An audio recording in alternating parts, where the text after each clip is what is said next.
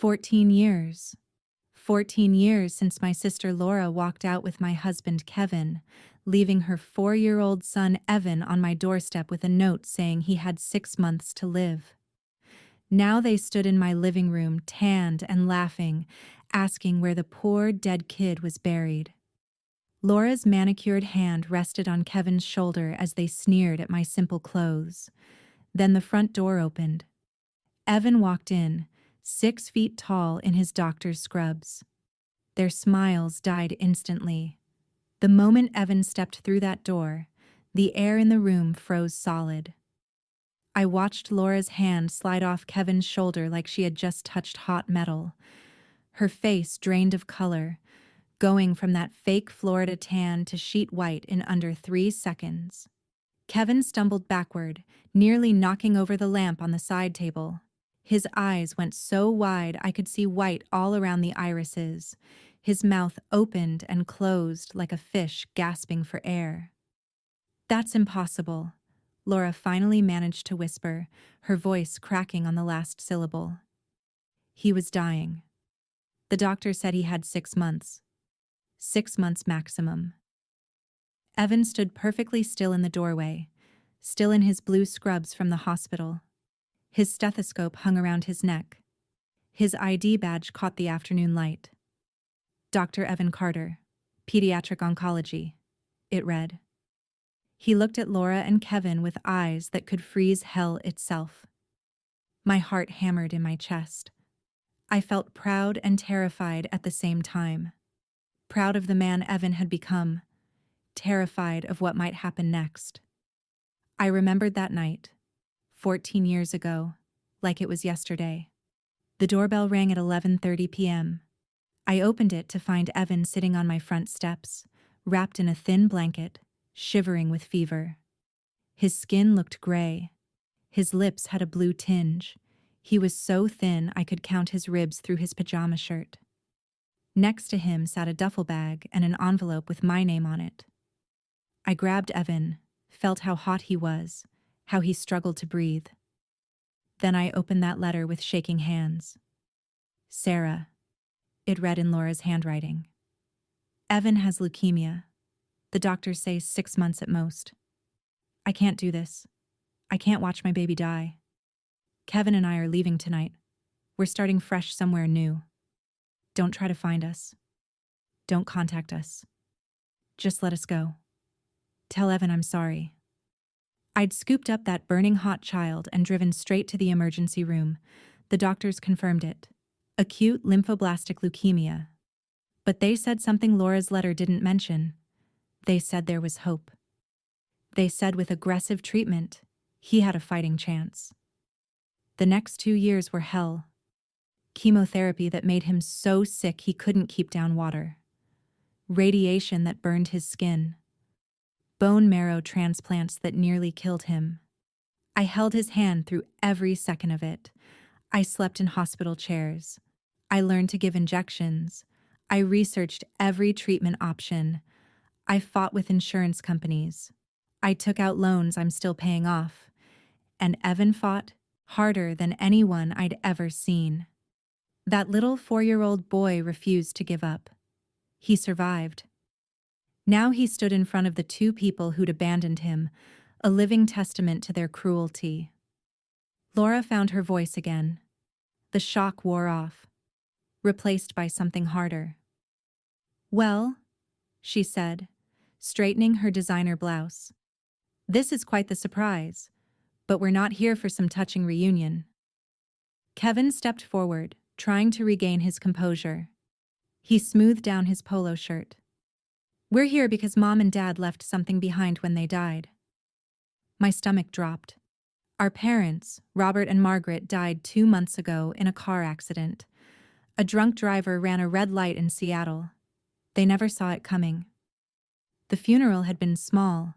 Just me, Evan, and a few of their friends. Laura hadn't even sent flowers. "What are you talking about?" I asked, though I already felt dread creeping up my spine. Laura pulled a thick manila folder from her expensive leather purse. She dropped it on the coffee table with a heavy thud. "Mom and Dad's will," she said, her voice taking on a sharp edge. They left the family estate to both of us. 50-50. Everything. The house, the land, the investments, all of it. I felt the room spin. The house in Boise, Idaho, was worth at least $2 million. It sat on 10 acres of prime real estate. Then there was Dad's stock portfolio, Mom's jewelry collection, the rental properties they owned downtown. The total estate had to be worth close to $4 million. That can't be right, I stammered. You left 14 years ago. You never called, never wrote, never came back. Kevin pulled out another set of papers. We had our lawyers verify it. It's all legal, completely legitimate. Your parents never changed their will after we left. Both daughters inherit equally. He said it with such smugness, like he'd won some kind of prize. Laura leaned back on the sofa, crossing her legs. Her shoes probably cost more than my monthly salary as an elementary school teacher. We need to sell everything, she announced. Split the money down the middle. I'm sure you understand, Sarah. It's only fair. Fair? The word exploded out of me. You want to talk about fair? You abandoned your son. You left me to raise him, to watch him nearly die, to fight for his life while you two ran off to play house somewhere. Oh, don't be so dramatic. Laura waved her hand dismissively. The kid obviously survived. You did fine. His name is Evan, I said through gritted teeth. Kevin shot Evan a look of pure disdain. Whatever. Look, Sarah, this isn't about ancient history. This is business. This house is huge. What do you need it for? It's just you and that kid. That kid saved lives today. Evan spoke for the first time. His voice was deep, calm, controlled. I operated on a 7-year-old girl with the same disease I had.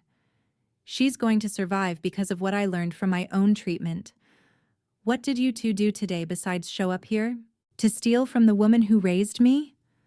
Laura's face flushed red. How dare you speak to us like that? I'm your mother. No, Evan said quietly. You're the woman who gave birth to me and then left me to die. Sarah is my mother. She's the one who sat by my hospital bed for 72 hours straight when I coded during my first round of chemo. She's the one who held my head while I threw up blood. She's the one who told me bedtime stories when I was too weak to sleep. You're just Laura. The silence that followed was deafening. Laura recovered first. She always did know how to pivot when things didn't go her way. Fine, she snapped. Be ungrateful. But the law is the law. Sarah, you have 1 week to agree to sell, or we'll take legal action. We're staying at the Boise River Inn. You know where to find us. She stood up, smoothing her skirt. Kevin followed, shooting me one last sneering look. Oh, and Sarah. Laura paused at the door. You might want to start packing. That spare bedroom where you kept all of Mom's things. I've always wanted to turn that into a home office. The door slammed behind them. I stood there shaking, unable to process what had just happened.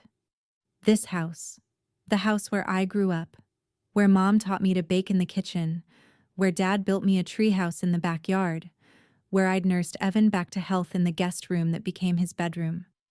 They wanted to take it all away. Evan crossed the room and put his arms around me. Mom, he said softly, we need to fight this. I won't let them take your home. I leaned into him, this boy I'd raised, this man he'd become. I don't know how, I whispered. I don't have money for lawyers. I can barely afford the property taxes on this place. Then we'll figure it out together, he said firmly. You didn't give up on me when everyone else did. I'm not giving up on you now. But even as he said it, I felt the walls closing in. Laura and Kevin had money. They had lawyers. What did I have? A teaching salary and a mortgage. How could I possibly fight them? I barely slept that night. Every time I closed my eyes, I saw Laura's smug face. I heard Kevin's mocking voice. By the time the sun came up, I'd made a decision. I needed help. At 7 a.m., I called Mr. Thompson. He'd been our family lawyer for 20 years. He'd handled Dad's business contracts, Mom's estate planning, even helped me with Evan's adoption paperwork. If anyone could help me, it was him. Sarah. His familiar gravelly voice answered on the third ring. I was wondering when I'd hear from you. I assume this is about your sister's visit. You know about that? I asked, surprised. Small town, he said. Word travels. Come by my office this afternoon, 2 how. We'll figure this out. I hung up, feeling the first glimmer of hope I'd had since yesterday. Evan wanted to come with me, but he had a shift at the hospital, a double shift covering for another doctor. Are you sure you'll be okay? He asked, worry creasing his forehead. I'll be fine, I assured him. Mr. Thompson has known our family forever. He'll know what to do. At exactly 2 p.m., I walked into Thompson and Associates. The office smelled like old books and lemon furniture polish. Mr. Thompson's secretary, a sweet woman named Clara, who'd worked there for 30 years, smiled at me sadly. Go right in, dear, she said. He's expecting you. Mr. Thompson stood when I entered. He was in his late 60s, with silver hair and reading glasses perched on his nose. He'd always reminded me of a grandfather figure. Warm, trustworthy. Sit down, Sarah. He gestured to the leather chair across from his massive oak desk. I've pulled your parents' will. Let me take a look at what we're dealing with. I handed him the copies Laura had left.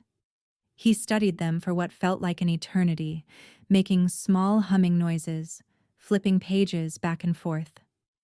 Finally, he looked up. Well, he sighed. The will is clear. Everything goes to both daughters equally. There's no clause about abandonment or estrangement.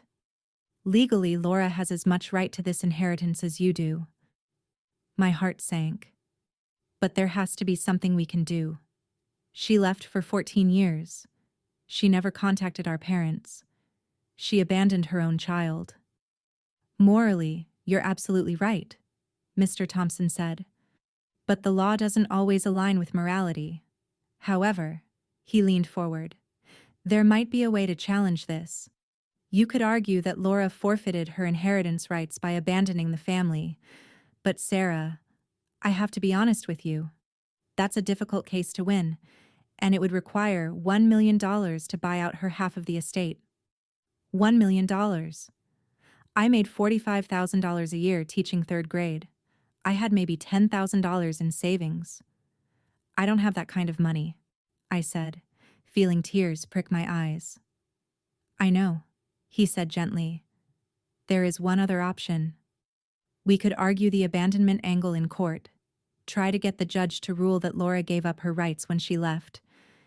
It's risky, though, and it could take years. But it's possible? I asked, grasping at this small thread of hope. Possible, he nodded. Not probable, but possible. Let me do some research. Come back in a few days, I'll see what I can put together. I left his office feeling slightly better. Not great, but better. At least I had a plan. At least someone was on my side. When I got home that evening, Evan was already there. He'd gotten off early. One look at my face, and he knew something was wrong. What happened? He asked, guiding me to the couch. I told him everything. About the will, about the money I didn't have, about Mr. Thompson's suggestion to fight on abandonment grounds. Evan listened intently. When I finished, his expression was troubled. Something feels off, he said quietly. Did Mr. Thompson seem normal to you? What do you mean? I don't know. Just a feeling. He pulled out his phone. Let me make a call. I have a friend from college who works at Carter and Blake downtown. Maybe he can give us a second opinion? I didn't think much of it. Evan was always thorough. It was what made him such a good doctor. An hour later, his phone rang. Evan answered, listened for a moment, then his face went completely white. "Are you sure?" he asked. Pause. "When?" Another pause. "How much?" He hung up and stared at me with an expression I'd never seen before, rage mixed with disbelief. "Mom," he said slowly, "Mr. Thompson received a wire transfer of $50,000 3 days ago from an account belonging to Kevin Carter." The room tilted. "What?" "My friend has access to financial transaction records for court cases. He ran Thompson's name as a favor. Kevin paid him $50,000 right after they arrived in town." I couldn't breathe. Mr. Thompson, the man I'd trusted, the man who'd been at my parents' funeral, who'd hugged me and told me everything would be okay, he'd been bought. "He's been feeding information to Laura," Evan continued, his voice hard. "Everything we tell him, every strategy we come up with, he's going to give it straight to them. He's playing both sides." The betrayal cut deeper than Laura's. I'd expected nothing from my sister. But Mr. Thompson, he'd known me since I was a child. "Oh God," I whispered. "If he knows our plans, Laura will always be one step ahead." Evan put his arms around me as I started to cry, not gentle tears, but harsh, angry sobs. Everything was falling apart. My sister wanted my home. My husband had betrayed me. Now my own lawyer was working against me. "We'll find another lawyer," Evan said firmly. "A real one. Someone we can trust." "But if Thompson knows everything, what good will that do?" I asked through my tears. "Laura will anticipate every move we make." Evan's jaw clenched. "Then we don't tell Thompson anything. We cut him off completely. Start fresh with someone new." But even as he said it, I knew the damage was done. Laura and Kevin had their hooks in deep. They had money, resources, and now they had inside information on how I planned to fight them. 2 days later, an envelope arrived by courier, official letterhead from a law firm I didn't recognize. I opened it with shaking hands. It was a lawsuit. Laura wasn't waiting the week she'd promised. She was suing me right now to force the sale of the house. The grounds listed made my blood run cold. It claimed I was living alone in an excessively large property, wasting family assets. It claimed I was emotionally unstable following the death of my parents. It even included a letter from a psychologist I'd never met, stating I'd been treated for severe depression and wasn't capable of managing the estate properly. It was all lies, all fabricated, but it was there in black and white, signed and notarized. The hearing was scheduled for 2 weeks from now. Evan read the papers, his face getting darker with each page. "This is insane," he said. "You've never even seen a therapist. How did they get a psychologist to sign off on this?" "Thompson," I said numbly. "He must have arranged it. He knows people. He has connections." I sank onto the couch, feeling the last of my hope drain away. They were going to win. Laura and Kevin were going to take everything, and there was nothing I could do to stop them. Evan knelt in front of me, taking my hands. "Mom, listen to me. I'm taking time off work. However long this takes, we're going to fight this together. I promise you, we will find a way." "You've worked so hard to become a doctor," I protested weakly. "I can't let you throw that away for me." His eyes were fierce. "You saved my life. You gave up everything to make sure I survived. You took out loans you're still paying off. You worked 2 jobs to afford my treatment. Now it's my turn. Now I save you." I wanted to argue, but I was too tired, too broken. All I could do was hold on to him and pray that somehow, some way, we'd find a path through this nightmare. 2 weeks crawled by like 2 years. Evan found us a new lawyer, a young guy fresh out of law school named Brian Wilson. He was honest, eager, and way cheaper than the sharks Laura had hired, but he was also inexperienced. This was only his third case. The day of the hearing arrived, gray and cold. November wind whipped through the parking lot of the courthouse in Boise. I wore my best dress, which I'd bought at a clearance sale 6 years ago. Laura showed up in what looked like a designer suit that probably cost more than my car. Her lawyer was a woman named Ms. Reynolds. Perfectly styled hair, a briefcase that screamed money, a smile that showed too many teeth. She looked like she ate people like me for breakfast. We filed into the courtroom. Judge Carter, no relation to Kevin, presided. He was a stern-looking man in his 50s with gray streaks in his dark hair. Ms. Reynolds stood and began her presentation. She had charts. She had financial documents. She painted a picture of me as a lonely, unstable woman living in a house far too big for one person. "Your Honor," she said smoothly, "my clients are not trying to hurt Ms. Carter. They're trying to help her. She's living in a 4-bedroom house on 10 acres. She makes $45,000 a year as a teacher. The property taxes alone are $18,000 annually. She's drowning financially. The responsible thing, the kind thing, is to sell this property and split the proceeds so everyone can move forward with their lives." She made it sound so reasonable, so logical. Then she dropped the bomb. "Furthermore, Your Honor, we have documentation that Miss Carter has been struggling with her mental health since her parents' death. She's been treated for severe depression. She's unable to make sound financial decisions in her current state." Brian jumped up. "Objection.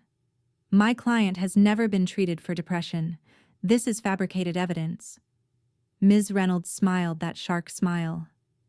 "I have a letter here from Dr. William Foster, a licensed psychologist, stating that he treated Ms. Carter for 6 sessions following her parents' accident."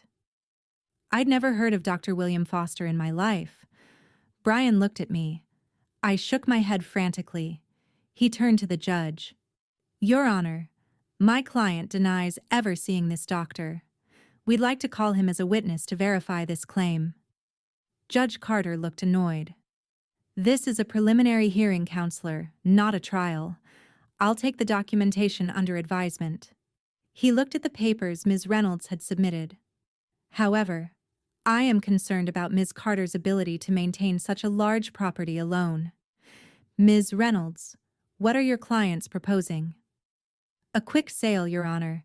We have a buyer ready to purchase the property as is for $1.8 million. The money would be split equally between the two sisters. Ms. Carter would have $900,000 to purchase a more appropriate home for her situation." Brian stood again. "Your Honor, this house has been in my client's family for 40 years. Her parents built it. She raised her son there. It's filled with irreplaceable memories. You can't put a price on that." "But you can put a price on property taxes," Judge Carter said dryly. He studied the papers in front of him for what felt like an eternity. Finally, he looked up. "Here's my ruling. The house will be sold. Ms. Carter, you have 30 days to vacate the premises. The property will be listed immediately. Proceeds will be held in escrow until the sale is complete, then divided equally between both parties as stipulated in the will." Court adjourned. The gavel came down. I couldn't move, couldn't breathe. 30 days. I had 30 days to leave the only home I'd ever known. Brian put his hand on my shoulder. "I'm so sorry, Sarah. We can appeal, but that takes time and money." I barely heard him. The room spun around me. I watched Laura and Kevin stand up, all smiles. Ms. Reynolds shook their hands, congratulated them. As they walked past our table, Laura leaned down. Her perfume was suffocating. "You should have just signed when we asked nicely," she whispered in my ear. "Now you get nothing but $900,000 and a load of heartbreak." Kevin paused too, looking down at me with pure contempt. Guess that dying kid brought you bad luck after all. Should have let nature take its course 14 years ago. Evan lunged at him. Brian and I grabbed his arms, held him back. Kevin laughed and sauntered away. Outside the courthouse, I stood in the cold wind and looked at Evan. "I'm sorry," I said. "I'm so sorry I couldn't protect your home." "Our home," he corrected. "And this isn't over yet, Mom. I promise you, this isn't over." But it felt over. It felt like the end of everything. The next week, I tried to go to work. Tried to teach my third graders about multiplication tables and reading comprehension, but I couldn't focus. My mind kept drifting back to the house, to packing up 20 years of memories, to starting over. On Thursday, Principal Harper called me into her office. She was a kind woman usually, but her face was grave. "Sarah, please sit down. I've received several complaints from parents," she said carefully. "They're concerned about your mental state, about whether you're fit to be teaching their children right now." My stomach dropped. "What?" "Apparently, there's been some publicity about your court case. Some parents saw articles online about the lawsuit, about the claims of depression and instability. They're worried." Laura. This had Laura written all over it. "I've never been treated for depression," I said, hearing the desperation in my voice. "That was all lies for the court case. Complete fabrications." Principal Harper looked uncomfortable. "I believe you, Sarah. I do. But the school board is putting pressure on me.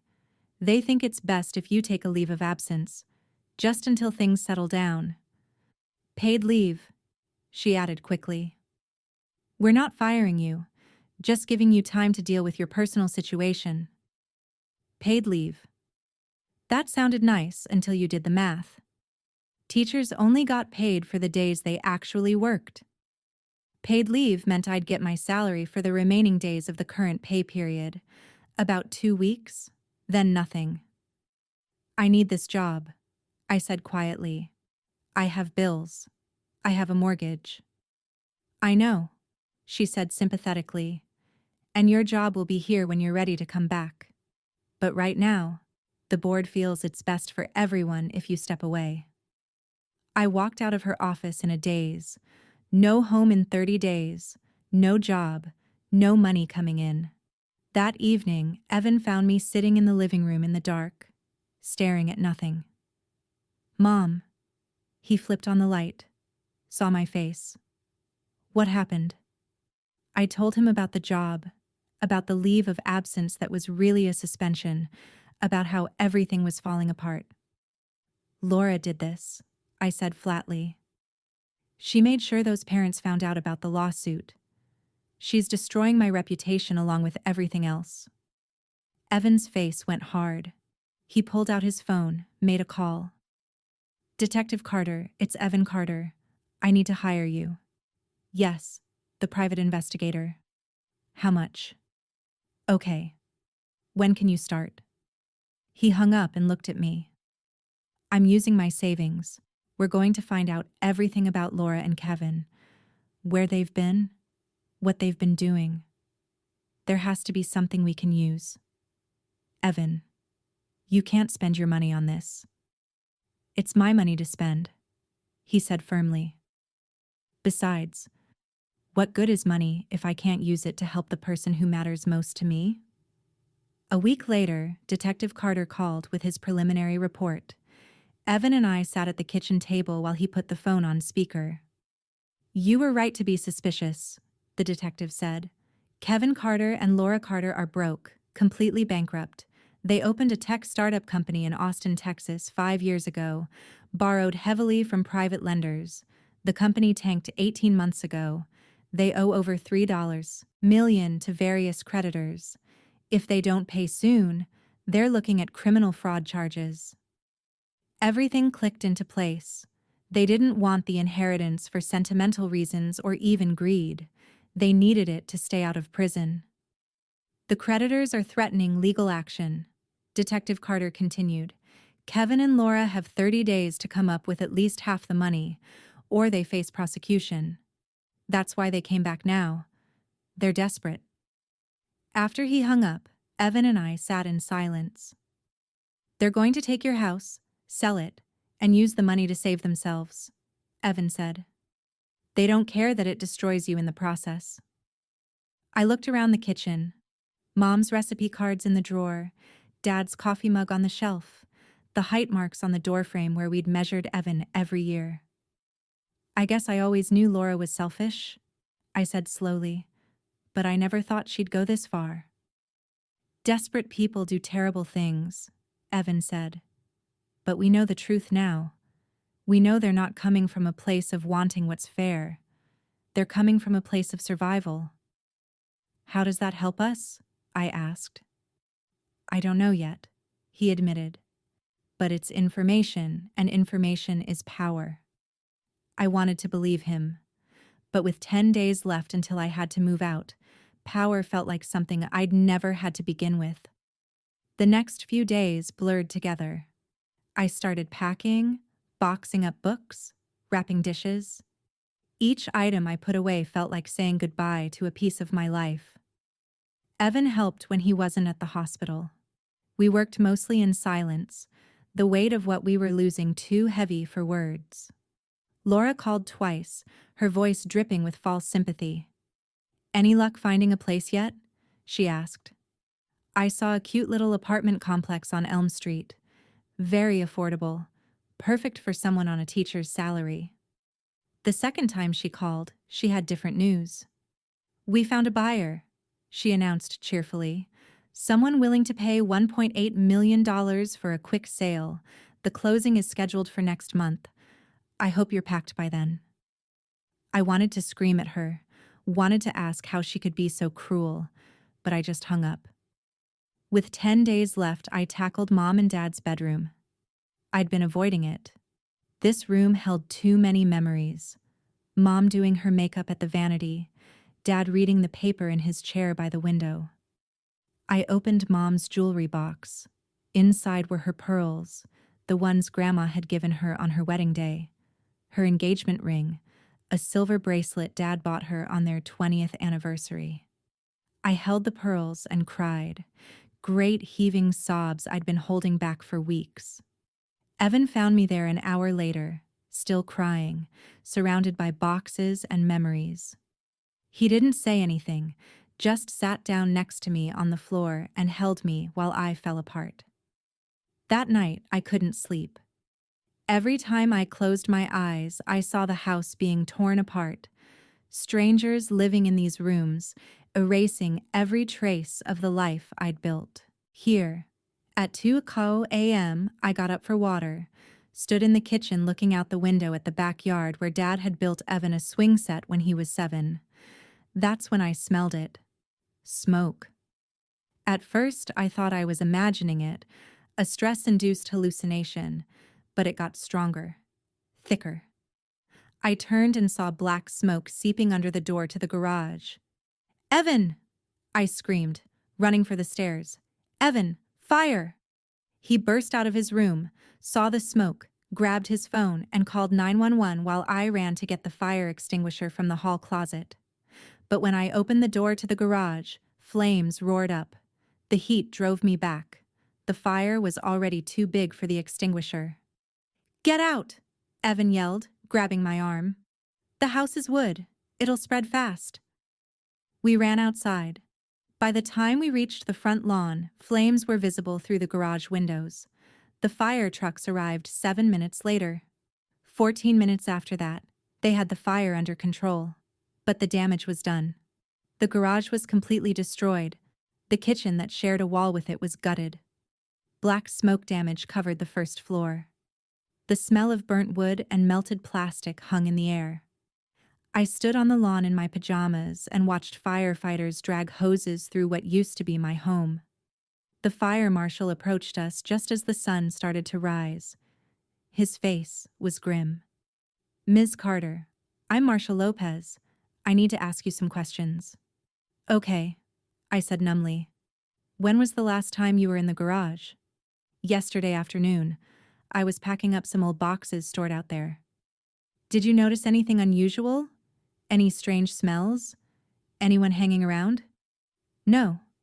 Nothing. He nodded slowly. Ms. Carter, this fire wasn't an accident. Someone poured gasoline along the back wall of your garage, lit it with what looks like a road flare. This was arson. Someone deliberately set fire to your house. The words didn't make sense at first. Deliberately. Who would burn my house? Then it hit me. Laura, I breathed. My sister and her boyfriend, they want to sell this house. If it's damaged, the price drops. They can get it sold faster. Marshall Lopez's expression didn't change. Do you have any proof of that accusation? No, but they sued me to force the sale. They've been harassing me. They need money desperately. I'll need their contact information, he said, pulling out a notebook. But I have to warn you, accusations like that are serious. If you're wrong, you could face legal consequences. I gave him the name of their hotel. An hour later, Laura and Kevin showed up. They must have heard about the fire somehow. Maybe they'd been watching, waiting to see their handiwork. Laura rushed up to me, her face a mask of concern. Oh my God, Sarah, are you okay? What happened?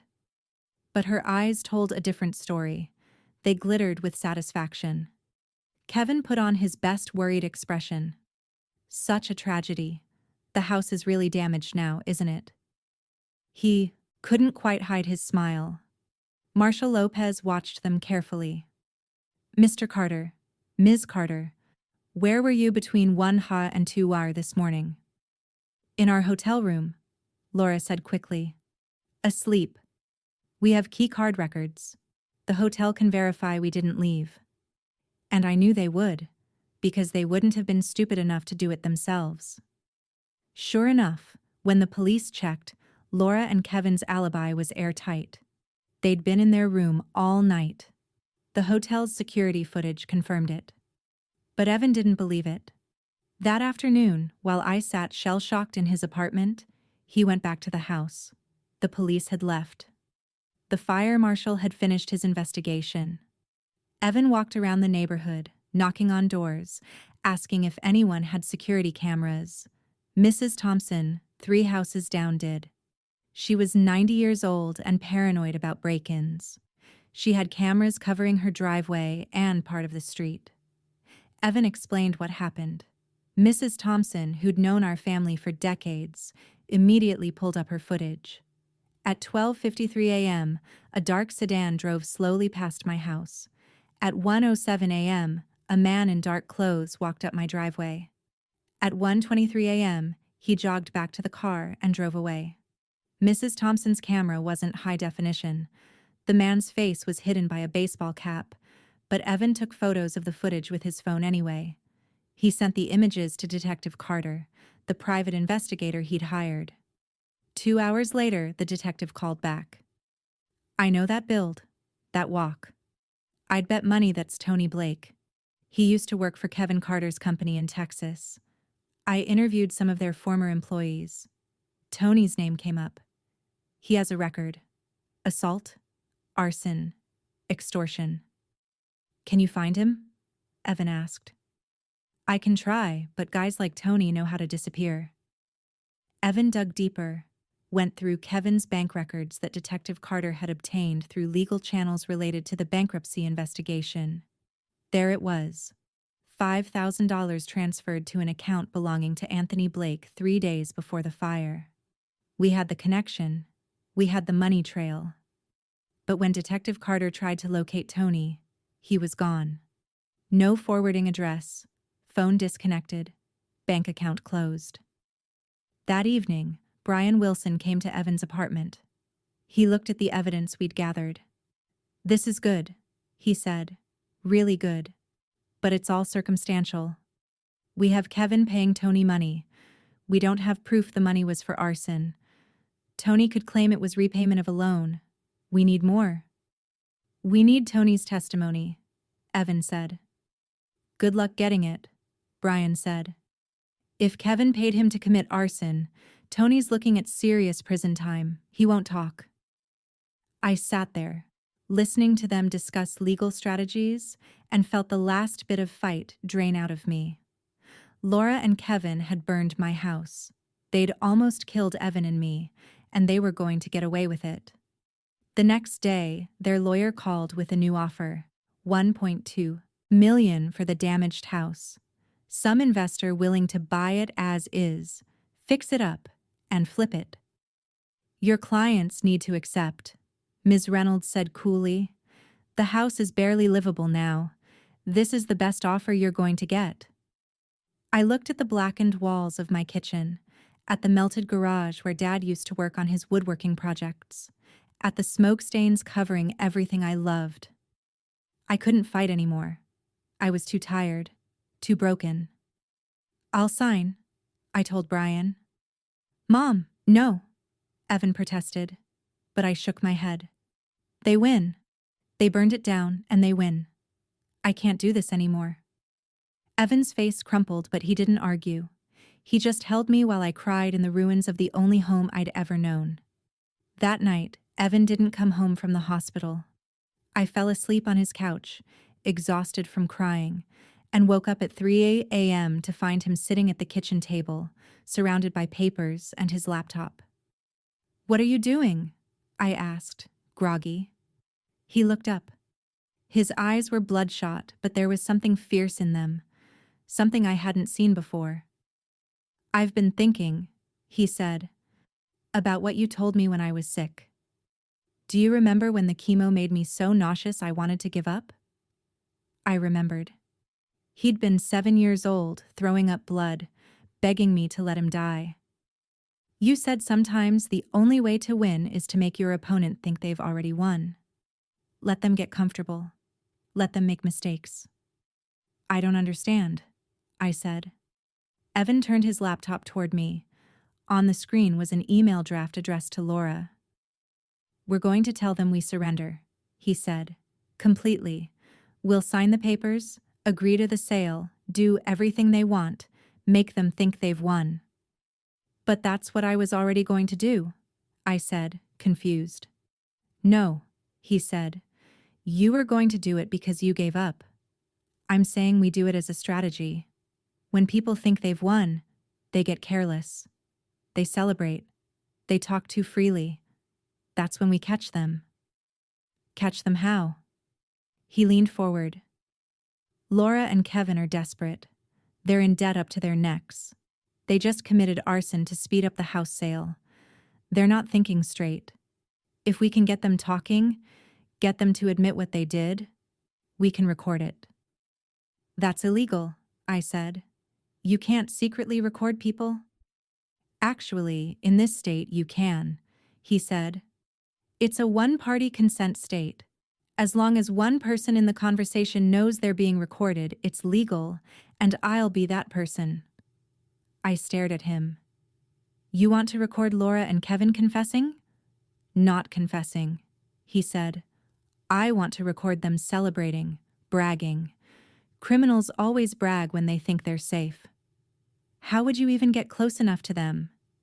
He smiled. It wasn't a nice smile. "I have an idea, but you have to trust me, and you have to play along. Can you do that?" I thought about everything Laura and Kevin had done, the abandonment, the lies, the fire, the systematic destruction of my life. "Tell me your plan," I said. The next morning, I called Laura. My voice was flat, defeated. It wasn't hard to fake. "You win," I told her. "I'll sign whatever you want. I'm done fighting." I could hear the triumph in her voice. "Smart decision, Sarah. Finally. Meet us at the title company tomorrow at 10 Mars. Bring your ID. We'll get this done quick." "Fine," I said and hung up. That afternoon, Evan made his move. He'd learned that Laura and Kevin were having a celebration dinner at the Boise River Inn restaurant that night, celebrating their victory. Detective Carter had connections at the hotel. By 6 Evan had a uniform, a name tag, and a job for the evening. He'd be serving drinks in the hotel bar. "Are you sure about this?" I asked him as he got ready. "I'm sure," he said. He showed me the tiny recording device hidden in his shirt pocket. "Top of the line, can pick up conversations from 15 feet away. I'll stay close to their table, record everything. If they say anything incriminating, we'll have it." At 7:30, Laura and Kevin arrived at the hotel restaurant. Detective Carter had positioned himself at a corner table, watching. I sat in the car outside, too nervous to eat, monitoring everything through text updates from the detective. Evan served their table, brought them wine, refilled their water, stayed close. At first, they were careful, talked about the weather, about their plans to return to Texas, about looking forward to putting this whole mess behind them. But as they drank more wine, ordered a second bottle, their guards came down. Detective Carter texted me. "They're getting louder, more relaxed." Evan brought them appetizers, stayed nearby, wiping down empty tables, folding napkins, the perfect invisible servant. Then Ms. Reynolds arrived, their lawyer. She'd been invited to celebrate too. The three of them were toasting their success when Laura's voice rose above the general restaurant noise. "I can't believe Sarah fell for it."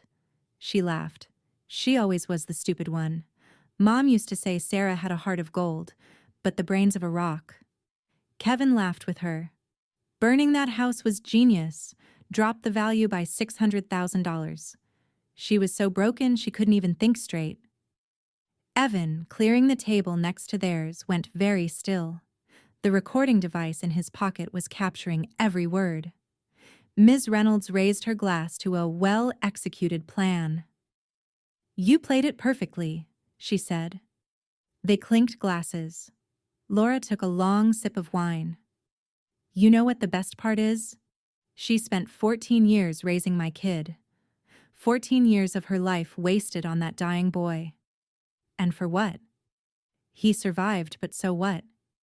He's nobody. Just some doctor who will probably burn out by 40. Speaking of the kid," Kevin said, his words slightly slurred from alcohol. "Remember when we left?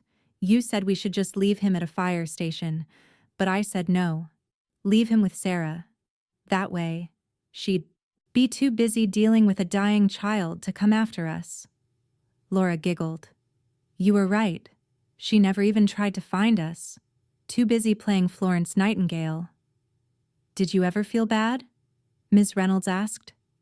"Even a little?" Laura shook her head. "He was dying anyway.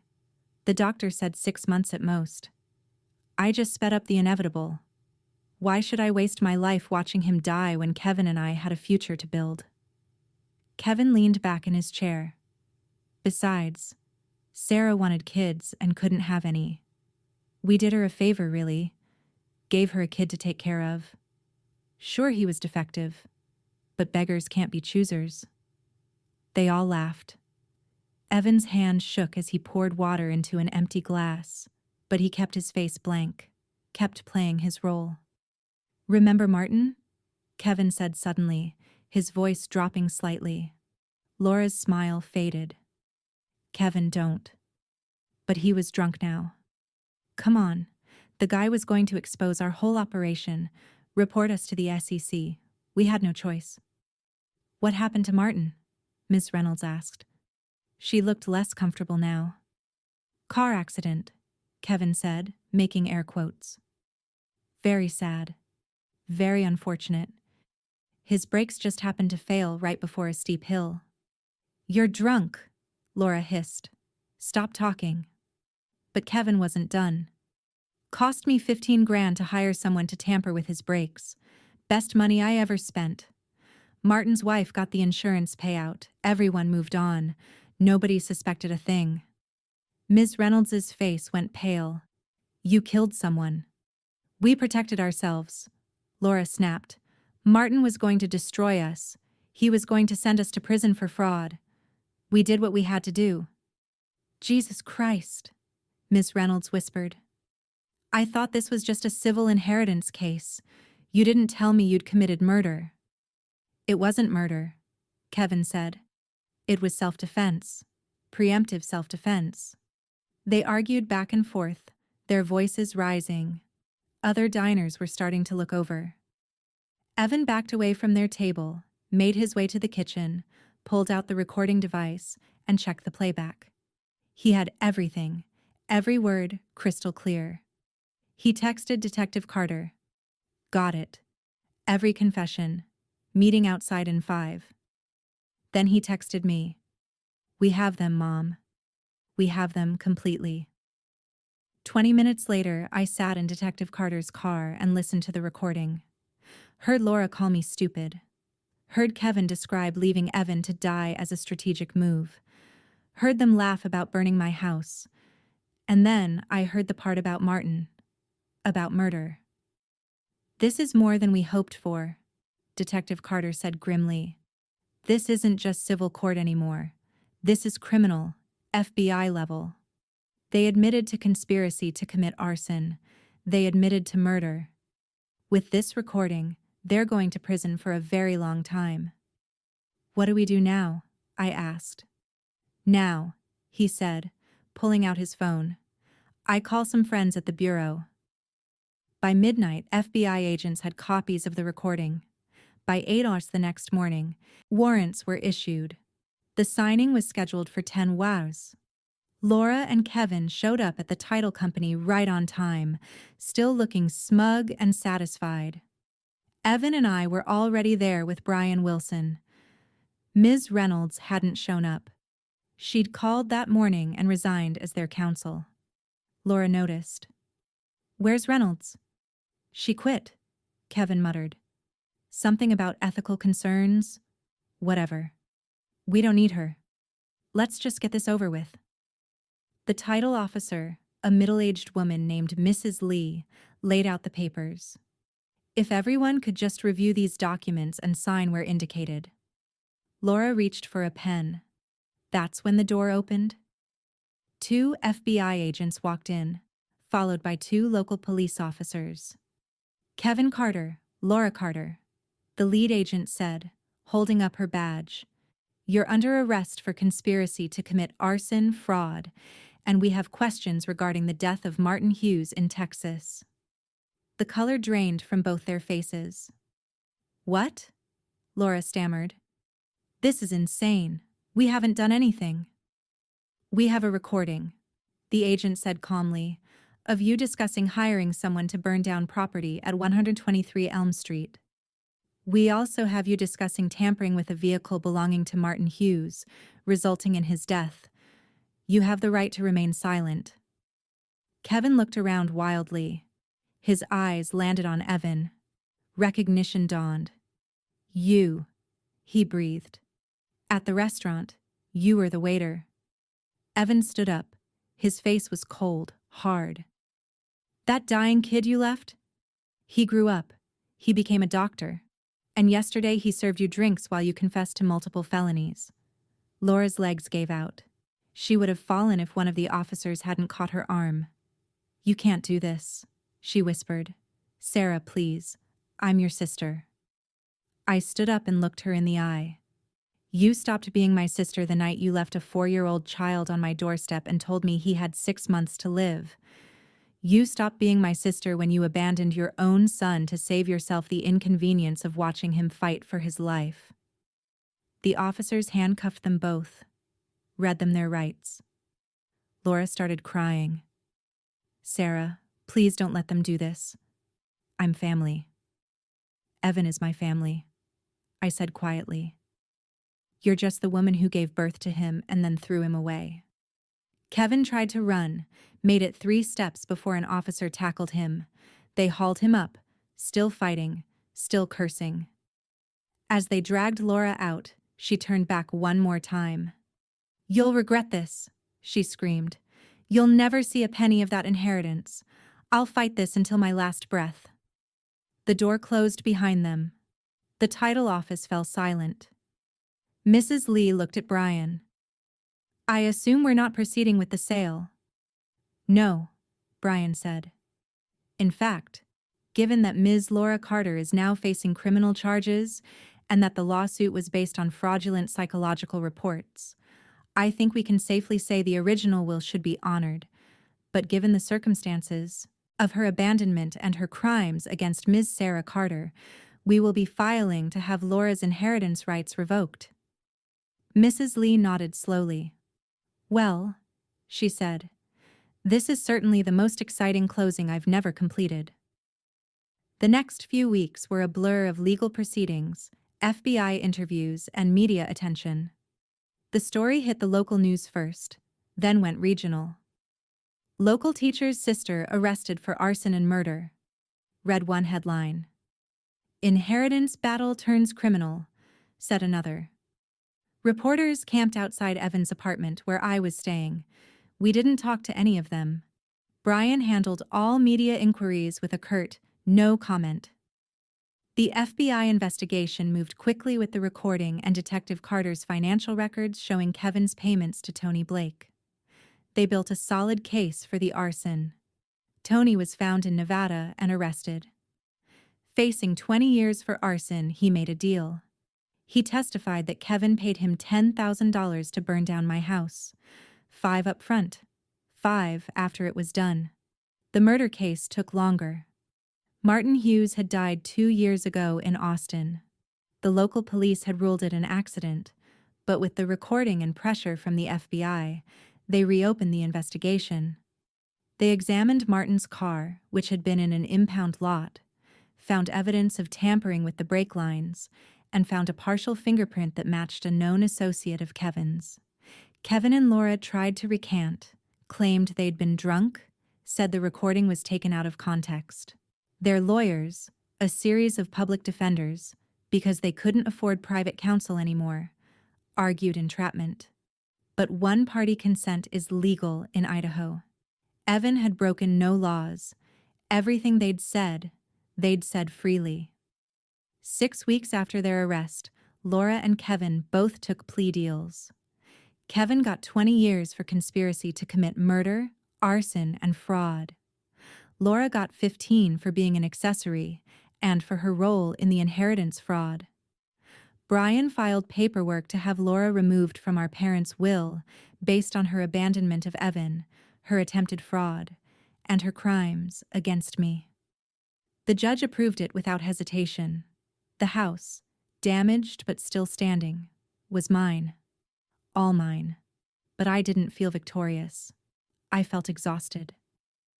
The day Laura and Kevin's sentencing was finalized, I drove to the courthouse in Boise. Evan came with me. We sat in the gallery and watched them stand before the judge. Laura cried through the whole thing, begged for mercy, said she was sorry. She'd made mistakes. She deserved another chance. Kevin stayed silent, stone-faced. When the judge asked if I wanted to make a victim impact statement, I almost said no. What was there to say? They'd tried to destroy me and failed. Wasn't that enough? But Evan squeezed my hand and I found myself standing. I walked to the front of the courtroom, looked at Laura and Kevin. They wouldn't meet my eyes. 14 years ago, I said, my voice shaking, you left a sick child on my doorstep. You didn't leave him because you couldn't afford his medical care. You left him because you didn't want the inconvenience. You didn't want to watch your own son fight for his life because it was too hard, too sad, too real. Laura sobbed louder. I spent 2 years sitting in hospital rooms, 2 years watching him almost die a dozen times, 2 years wondering if every day would be his last. But you know what? Those were the most important 2 years of my life, because I learned what real love looks like. Not the kind that runs when things get difficult, the kind that stays, the kind that fights. I turned to the judge. Your Honor, these 2 people tried to take everything from me, my home, my reputation, my livelihood. They burned down my house with Evan and me inside. They would have let us die to speed up an insurance claim. And through all of it, they laughed. They mocked the child they abandoned. They called him worthless. I looked back at Laura.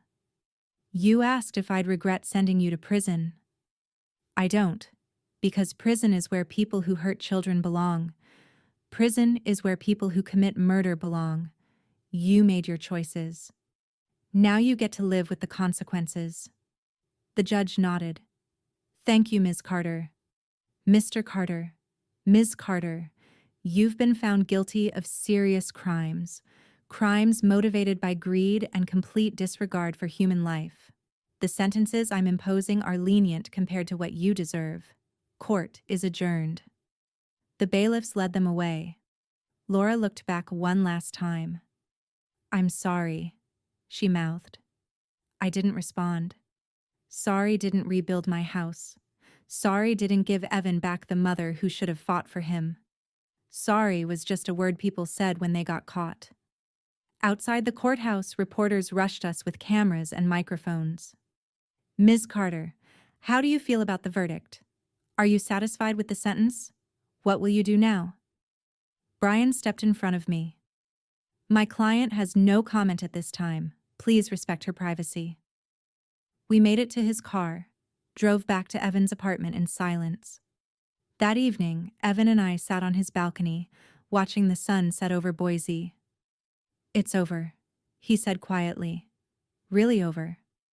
Yeah, I said. Do you feel better now that they're in prison? I thought about it. I don't know. I thought I'd feel relieved or vindicated, but I just feel tired.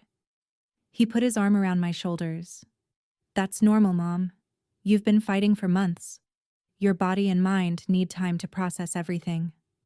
When did you get so wise? I asked. I had a good teacher, he said, smiling. We sat there until the stars came out, and for the first time in months, I felt like maybe, possibly, things might actually be okay. The next week, I went back to the house. The insurance money had come through, enough to repair the fire damage and then some. Contractors had already started working. The garage was being rebuilt. The kitchen was gutted and ready for renovation. I walked through the rooms, seeing past the construction mess to what it would be. My home. Really mine now, not because of an inheritance split with a sister who hated me, but because I'd fought for it. Because Evan and I had refused to give up. In the backyard, Dad's old swing set still stood, rusty but sturdy. Evan had played on that swing for hours when he was little. After chemo sessions, when he was feeling better, I'd push him while he laughed and screamed for me to go higher. I sat on the swing now, feeling the creak of the old chains, closed my eyes and remembered better days. My phone rang. Brian. Sarah, good news. The court finalized everything. The house is legally yours. No claims, no contests, no strings. And there's more. Your parents had a life insurance policy you didn't know about. Small, but it'll help. $50,000. And with Laura's inheritance rights revoked, her half of everything else comes to you too. You're looking at about $2.5 million in total assets. $2.5 million. More money than I'd ever dreamed of having. Thank you, Brian, I said, for everything. You're welcome. You earned it. Not many people would have kept fighting like you did. After we hung up, I sat on that old swing and cried. Not sad tears this time, but relief, joy, the weight of the last few months lifting off my shoulders. Evan found me there an hour later. He sat on the other swing, and we swung in comfortable silence, like we'd done so many times when he was young. Mom, he said eventually, I have something to tell you. What? The hospital offered me a position as head of pediatric oncology. It's a big promotion. More money, more responsibility. Evan, that's amazing. There's a catch, he said. They want me to start a research program, study new treatments for childhood leukemia. They're giving me a whole lab, a team, everything I need to help kids like I was. That's not a catch. That's incredible. The catch, he said, is that I'll be working a lot. Long hours. I won't be around as much. And I was thinking you'd need help fixing up the house, getting back on your feet. Evan, I interrupted. You've spent the last 6 months putting your life on hold for me.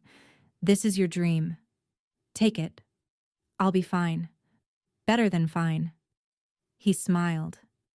I was hoping you'd say that because I already accepted.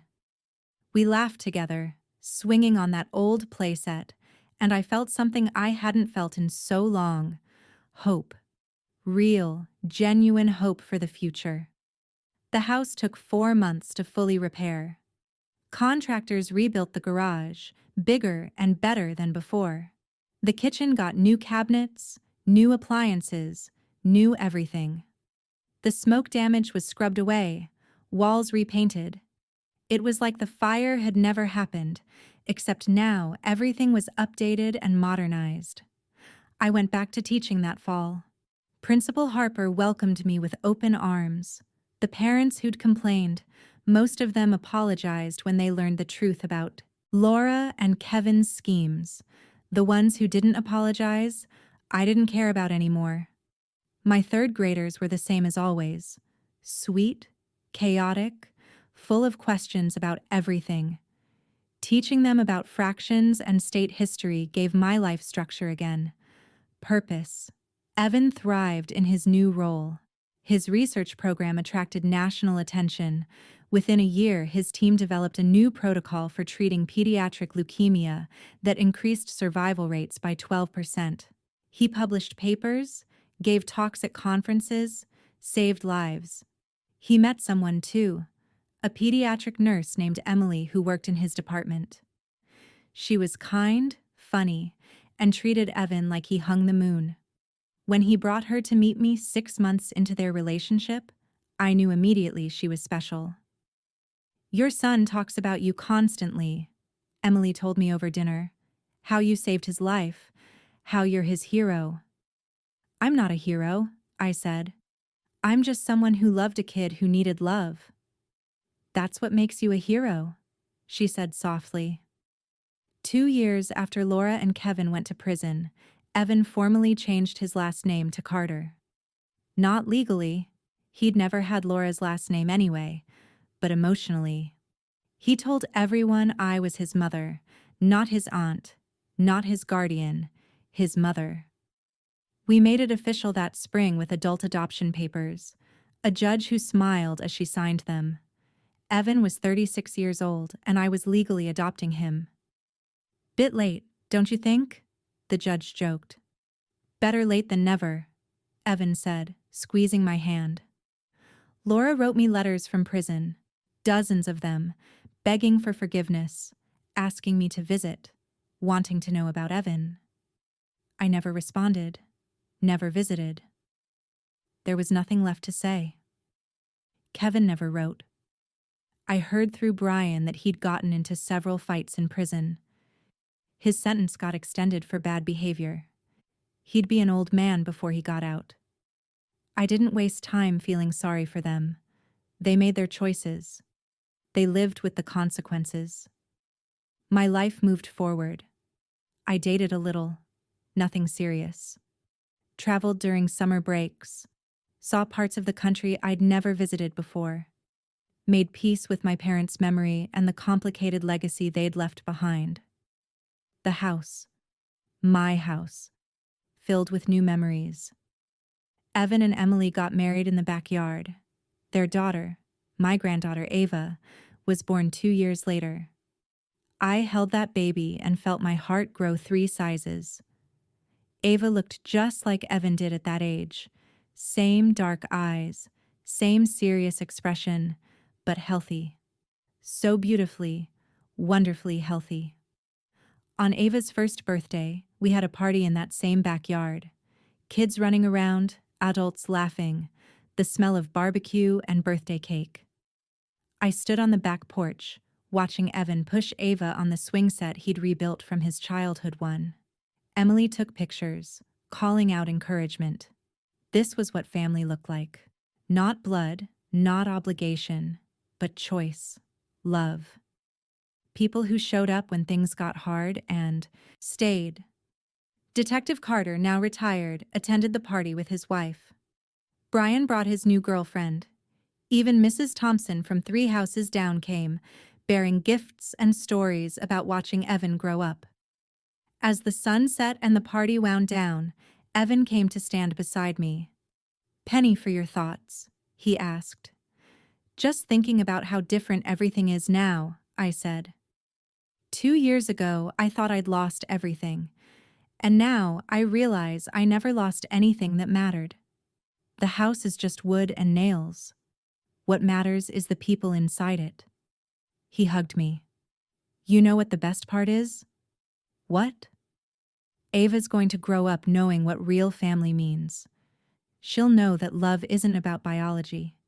It's about showing up, fighting for each other, choosing each other every single day." "You're going to make me cry," I warned. "Too late," he laughed, because I was already tearing up. That night, after everyone left, after the cleanup was done, I sat in my living room. The same living room where Laura and Kevin had stood 2 years ago, demanding I give up my home. They tried to take everything: my house, my reputation, my life. They failed because they didn't understand what I had.